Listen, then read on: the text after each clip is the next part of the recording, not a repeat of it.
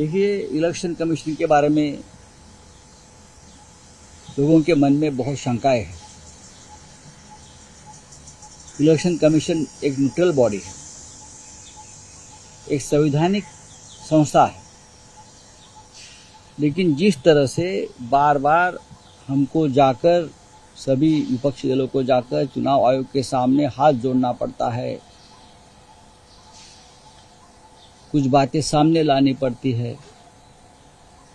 और चुनाव आयोग भी सुना अनसुना करती है, ये इंडिपेंडेंट बॉडी का लक्षण नहीं है। प्रधानमंत्री चुनाव के दिन ध्यान को बैठते हैं और पूरा फोकस चैनल पर उनका ऊपर आता है। ये एक प्रकार से आचार संहिता, कोड ऑफ कंडक्ट का उल्लंघन है। देश के गृह मंत्री जो जयराम रमेश जी ने कहा है, देश के गृह मंत्री देश के विभिन्न क्षेत्र में लगभग 150 कलेक्टर और डीएम को फोन करके जो सूचना देते हैं, ये कोड ऑफ कंडक्ट का उल्लंघन है। पोलिंग एजेंट को जिस तरह से रोका गया पोलिंग एजेंट उम्मीदवार, ये भी ठीक नहीं है, पहले कभी हुआ नहीं था। एग्जिट पोल जिस तरह से आ रहे हैं और उस माध्यम से प्रेशर किया जा रहा है लोगों के ऊपर मानसिक, ये भी कोड ऑफ कंडक्ट का उल्लंघन है। कल अब काउंटिंग शुरू होगा, तब क्या होगा मुझे पता नहीं।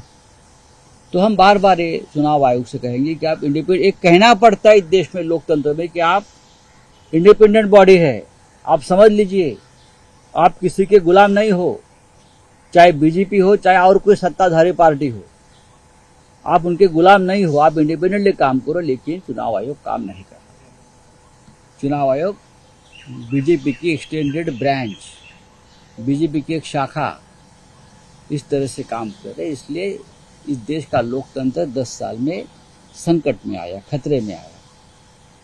तो हम कल पूरी एकजुटता से हमारे लोगों को कहा है, आखिरी होठ की गिनती होने तक आप वहां बैठिए, डट के रहिए। आपके ऊपर दबाव लाया जाएगा, तरह तरह के हथकंडे अपनाए जाएंगे, आपको डिमोरलाइज किया जाएगा, लेकिन आप वहां से हटो नहीं। ये हमारे सभी इंडिया आघाड़ी के जो प्रमुख लोग हैं, कार्यकर्ता है, पोलिंग और बूथ के एजेंट है, वहां के सबको संदेश दिया है।